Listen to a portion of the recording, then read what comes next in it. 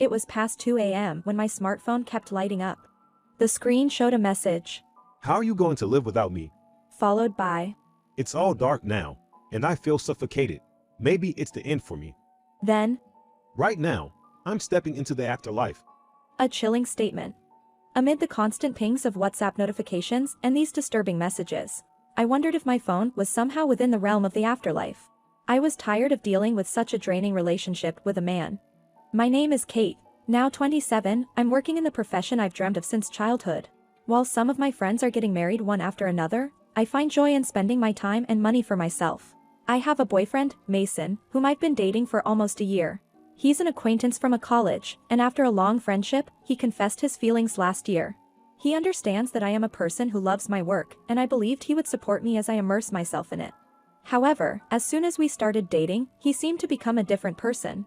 On a particular Wednesday, after a day's work, I dragged my exhausted body not home but to his apartment by car. When I arrived at his place and rang the intercom, he greeted me with a cheerful demeanor and opened the door. Kate, you're late. I've been waiting for you. I had told him I'd be late because of a long meeting. But Mason kept on saying, It's too lonely being by myself. I respond mechanically. Okay. He continues. You're not as kind as you used to be. To which I reply, Is that so? Ignoring Mason's slightly sullen demeanor, I start heating up a discounted meal from the grocery store in the microwave.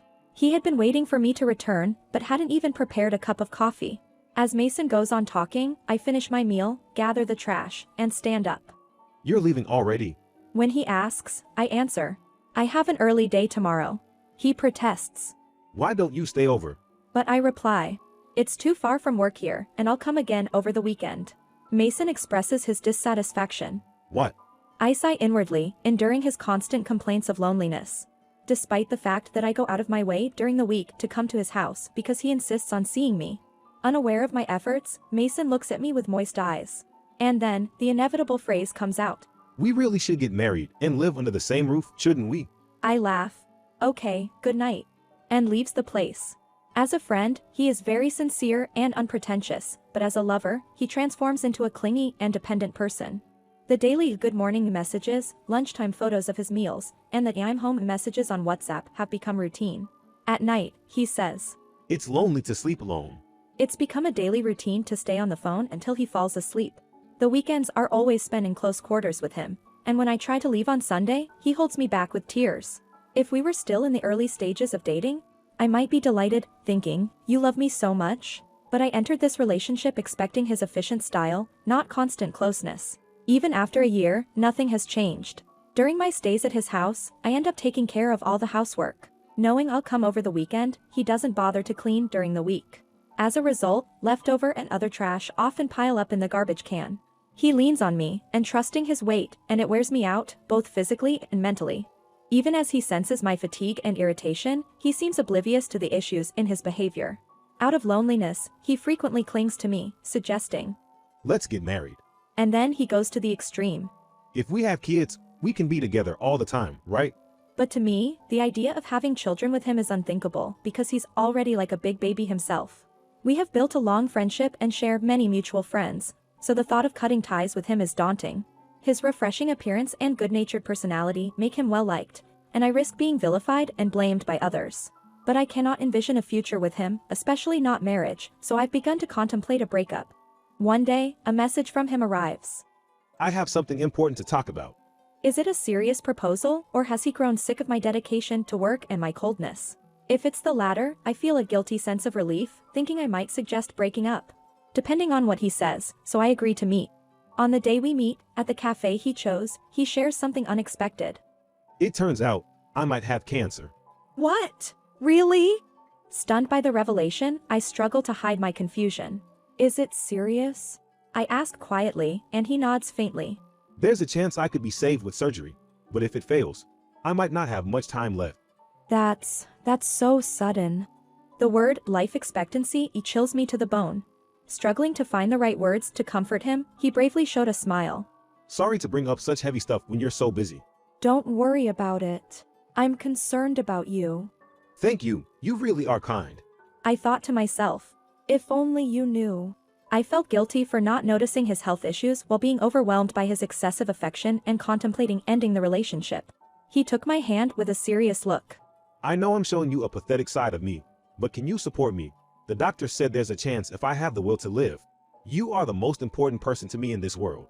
I responded softly. Mason. If I get better, will you marry me? I was startled and exclaimed, "What?" You don't have to answer right now. I'll wait. He said kindly and stroked my head before leaving the cafe. I was left alone, the heavy words, life expectancy, and marriage racing through my mind, unable to stand for a while. For the next fortnight, I thought about him constantly. Despite the pain that once made my wish for separation, I remembered only happy moments. If his time was limited, I wanted to support him till the end. If I could be his strength, his will to live, I wanted to be that for him. Yet, I hesitated about marriage if he recovered. Could I truly spend my life with him? Was I content with that? My heart wavered with anxiety and sorrow. During this time, I happened to meet his mother named Olivia in the downtown. Kate, it's been a while. She greeted me with a warm smile. I replied, "Mrs." But my heart ached, anticipating the darkness that would fall on her face if she lost her son. With that thought, I made up my mind. And with that momentum, I took a deep breath and asked, "Mrs., could you give me your blessing to marry Mason?" What? She reacted, surely surprised to be asked so suddenly in public to give away her son. I poured out my resolve. Even if Mason has only a short time left, I want to support him as his wife. What is it? She exclaimed, even more surprised. I continued, "I will study his illness and strive to be helpful." Wait, what are you talking about? She looked confused. I replied, "What?"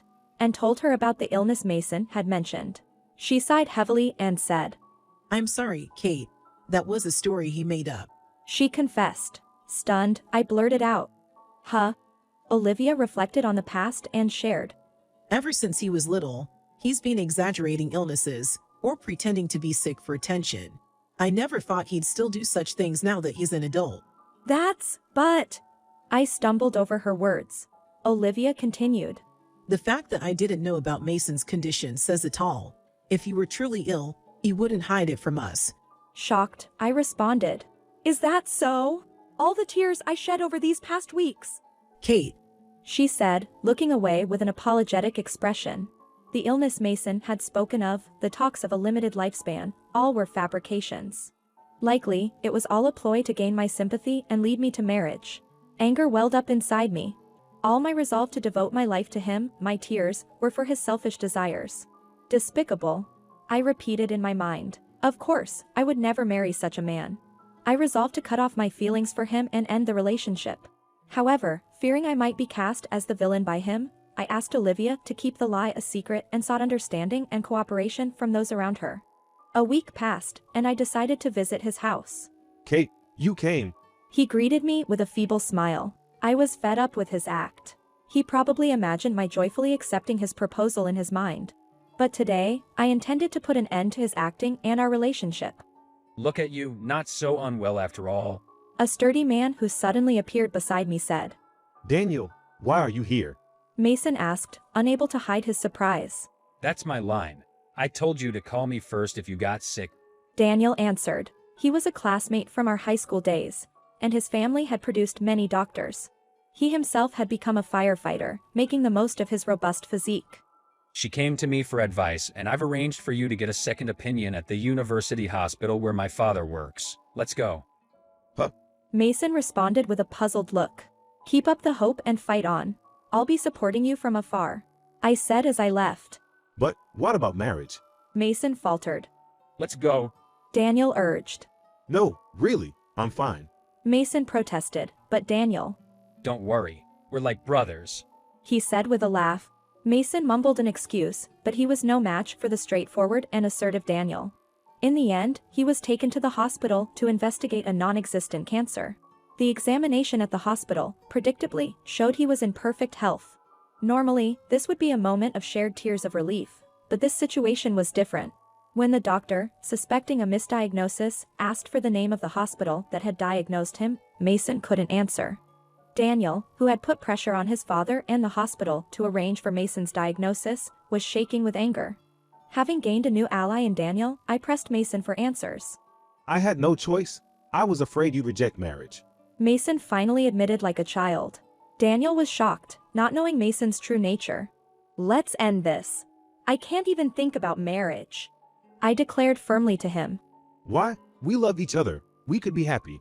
Even when I lied about being sick, you cared enough to consider marrying me. Mason countered. I only considered marriage out of pity for you. But even that pity is gone because of your distasteful lie. Now I just feel contempt, I told him calmly. That's not true. He protested weakly, but I gave him my final decision. There's no future for us because of your selfish actions and that worst of lies. I can't even imagine a married life with you, I said to him in an icy voice. Hearing this, he seemed to finally grasp the gravity of the situation. Then Mason cried out loudly, tears streaming down his face. No, I can't accept a breakup with you. Absolutely not. He shouted. Even the usually composed Daniel stepped back involuntarily at the scene. Witnessing an adult behaving like a child like this made me realize once again how abnormal it was, and I felt a bit relieved. While Daniel was still hiding his surprise, I left the hospital and headed for the parking. However, realizing his schemes had failed, Mason chased after me. Wait, Kate. I can't live without you. He pleaded. That must be another lie, I replied. It's not. Mason insisted desperately, but I stood firm. I can't trust someone again who has once betrayed my trust. Goodbye. Though Mason continued to cry out, I started the car.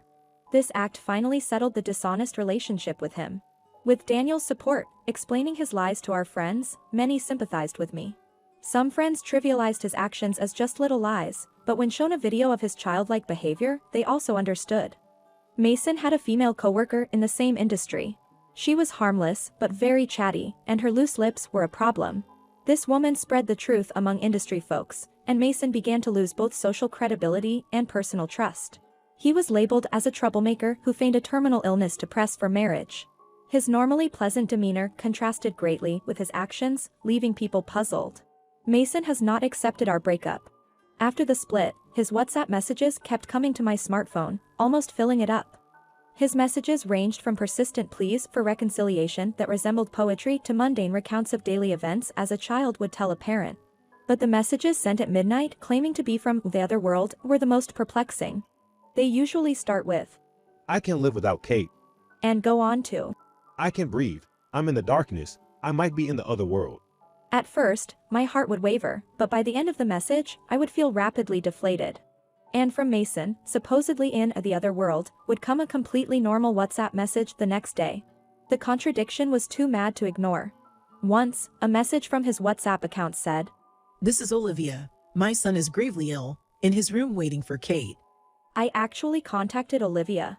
When Olivia unexpectedly visited his room, she found him lying in front of the TV, laughing loudly. Soon after, I received a message from Mason. I swear I will never lie again. Please keep it a secret from Mother. Apparently, he had been sternly reprimanded by his strict father.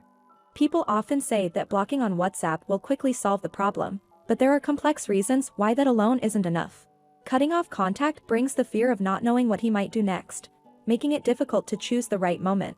Since the breakup, I had been living at a friend's house instead of going home, but I couldn't stay there forever. At the same time, a new branch office was decided to be opened by my company, and I actively took the chance to transfer. I sorted out my belongings from the house and prepared for the journey to a new place. Boarding on the plane, I finally blocked Mason on WhatsApp. Thus, I cut off the childish and sad relationship with my own hands. 5 years later, at the age of 33, I'm still dedicated to my work just as before. On my left ring finger shines a platinum ring that wasn't there before. Actually, I got married to a colleague half a year ago. He understands my passion for work and says he will support that enthusiasm even after marriage. We share household chores, so it doesn't interfere with work, and we plan to cooperate in raising children together in the future. From acquaintances at Mason's workplace, I occasionally hear about his tough circumstances. He has lost credibility and seems to be struggling in his job, and any new relationships he starts soon end. It's bad enough to act childishly at 27, but continuing such behavior at 33 is even more problematic. Mason sometimes says, Kate would surely give me another chance. Desperately searching for me, and Kate is just being stubborn. Someone tell Ryan waiting. Indulging in fantasy, it seems. Of course, my friends would never indulge his unrealistic wishes. Without drastic changes, dealing with the situation carefully and involving the people around me was the right approach, I feel. His extreme dependency must be causing him considerable loneliness now. A relationship where one partner is too dependent on the other is bound to exhaust and eventually collapse. Not rushing into marriage without turning away from such issues, not being swayed by sentiment, was the right decision, I truly feel. Meeting a husband who is an understanding supporter and building a happy home while continuing the work I love. I am now truly satisfied.